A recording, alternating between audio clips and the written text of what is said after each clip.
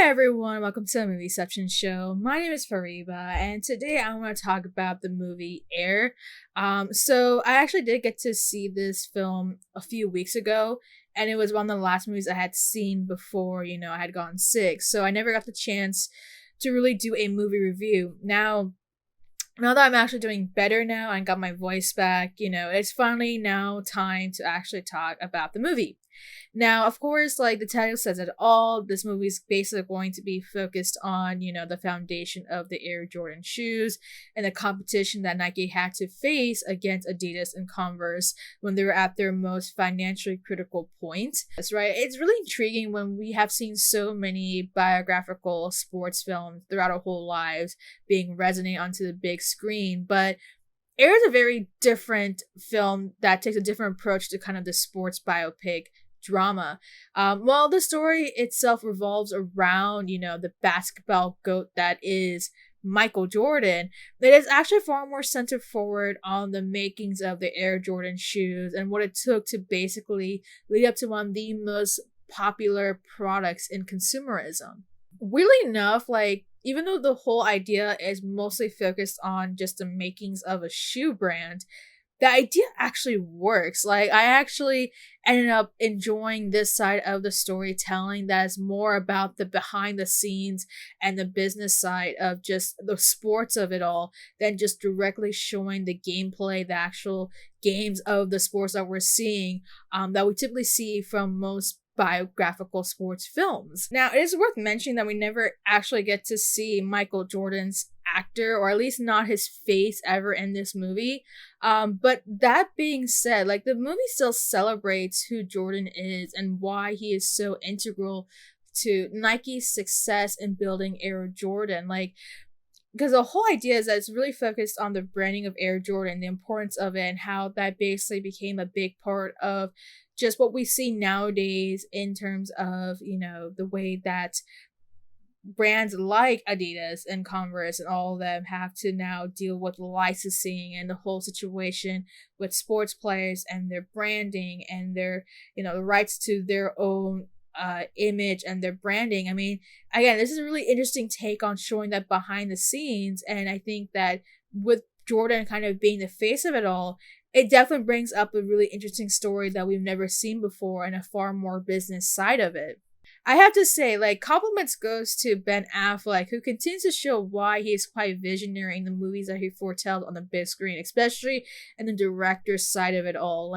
Of course, it's not the first time that he has directed biographical film. Let's remember the Best Picture winner that is Argo.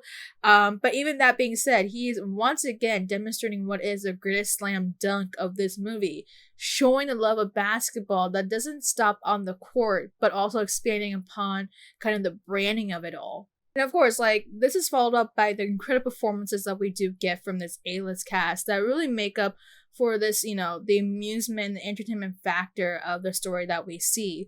For instance, with Matt Damon, he takes full force as playing this character named Sonny, being the last hope of Nike to bring something big to their branding before, all hell breaks loose for the company and they would have to basically just drop their basketball division.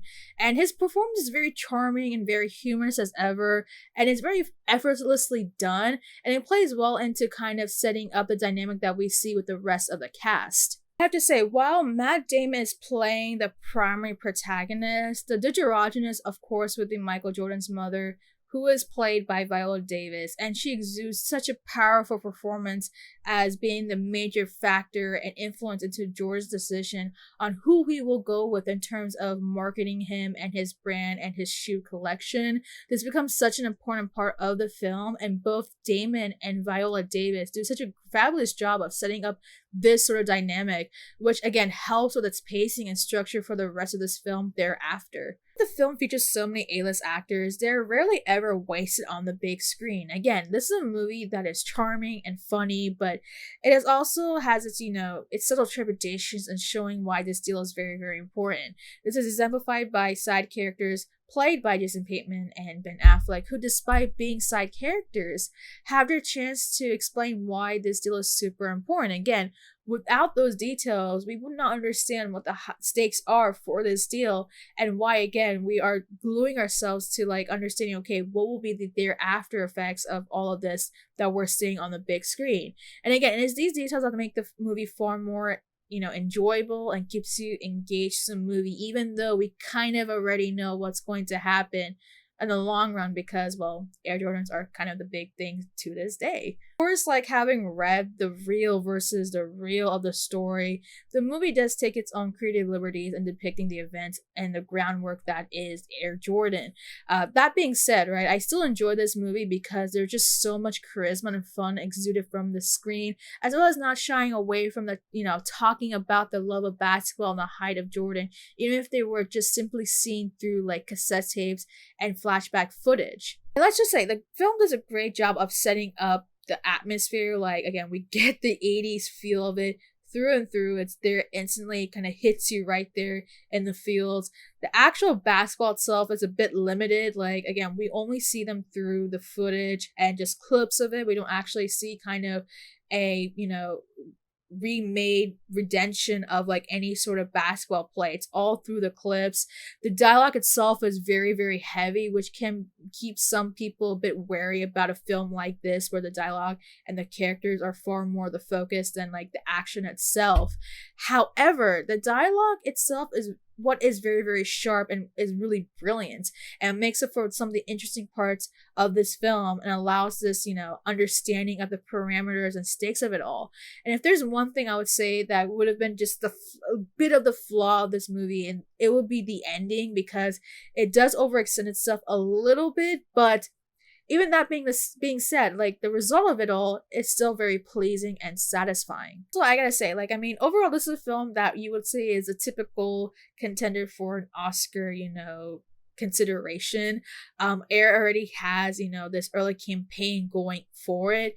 Could Matt Damon or Viola Davis earn a nomination for the performance, or too soon to call as of this time? But I would not be surprised if they're now being considered dark horses, to at least nab one of the nomination positions. Yeah, just to kind of wrap it up, again, I think if I were to give any sort of rating, I'll probably give it a really solid 4.5 out of 5. I was really engaged with this movie. A lot of technical stuff, the performances, all of it is just really top notch. It's really high quality. And again, like, you can tell the dedication that they put into this film just to make sure that it is very different, but also like being celebratory in what it's trying to foretell in terms of its story. So yeah, that's all I have to say about Air. What are your thoughts about it? Have you seen it? Have you not seen the movie? If you've seen the movie, what are your thoughts? Would you consider this one of the best movies of 2023 so far? What are some things that you did like, you did not like? Would you have wished to see more of Michael Jordan in this movie? Like, actually, like, a physical, like, portrayal of him from the actor? Because we don't actually get to see his face. Or do you think that was a good choice not to show him, because, the center of it all is not really just him, but the branding of it all?